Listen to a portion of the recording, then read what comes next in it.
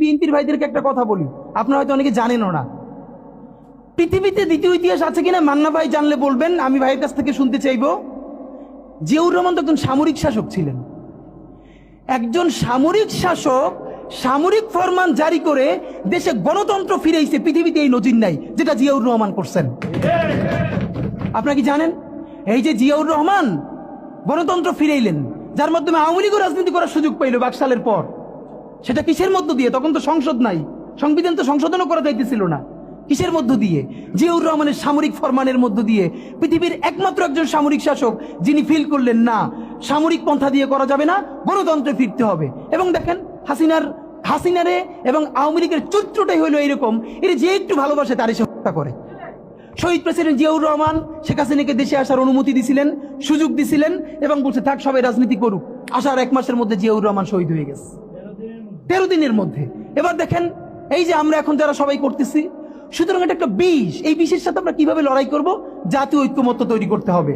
সুতরাং political party এবং সবার প্রতি একটা কথা, প্লিজ আপনারা বিএনপিকে শতভাগ কর্নার করে দিন না।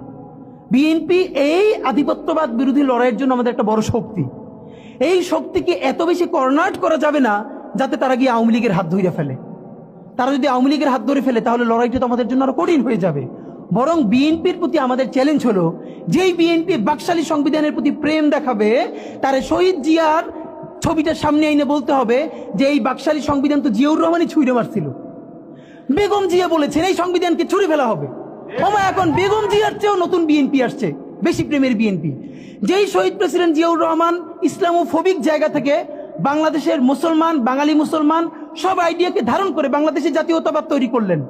এখন একটা নতুন বিএনপি গজাচ্ছে, কেউ চেষ্টা করতেছে পুরো বিএনপিটাকে একটা ইসলামোফোবিক বিএনপি করা। এ কি ভাই? ইসলামোফোবিক বিএনপি সে কোথায় যাবে? সে কি দিল্লি যাইতে চায়? আমাকে আমাদের বিএনপির এক আপা টকশোতে বলল, আমসি তিনি লজ্জায় মরে যান, একটা মেয়ে কিভাবে এরকম একজনের বাসার সামনে বকাঝকা করতে পারে।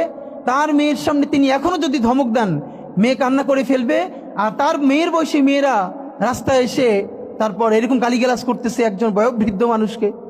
মানে মনে চায় কি, মাঝে মধ্যে মনে চায় আপনি কিছুই বলবেন না, চক্ষু বন্ধ করে থাকবেন। মানে আমি উঠে বলবো করে যে আপনার এই মেয়ে ঠিকই তো আছে, ও তো জুলাইতে রাস্তায় নামে নাই। যেই মেয়ে গালিগালাজ করে ও তো জুলাইতে নামে ওর ঘর সংসার হারানোর পালা হয়েছে। একটা মেয়ের স্টেটমেন্ট দেখছেন, একটা মেয়ে বলতেছে যে আমি তো ইন্টার ফেল, টাইনে টুইনে পাস করছি, আমি কোটা মোটা দিয়ে কি করব। কি ভীষণ সত্য উচ্চারণ, বলতেছে এই কোটা দিয়ে আমি কি করব, আমি তো টাইনে টুইনে ইন্টার পাস করছি, আমি ফেল করছি, আমার কয়দিন পর বিয়ে হয়ে যাবে। কিন্তু আমার ভাইয়ের রক্ত দেখে আমি থামতে পারি না, আমি রাজপথে নামে আসছি। তা আপনারা রাজনীতিবিদরা যারা এই কথা বলেন না, আপনাদের বাচ্চারা ও লেভেল এ লেভেল পড়ে, এরপরে বিদেশ চলে যায়। যে কয়দিন ক্ষমতায় থাকেন দেশে এসে ঘুরে ফিরে আবারও বিদেশ চলে যায়। তা আপনার বাচ্চা তো বাংলাদেশে থাকেও না, বাংলাদেশে পড়ার। এবং দেখেন ছাত্র রাজনীতির পক্ষে তারা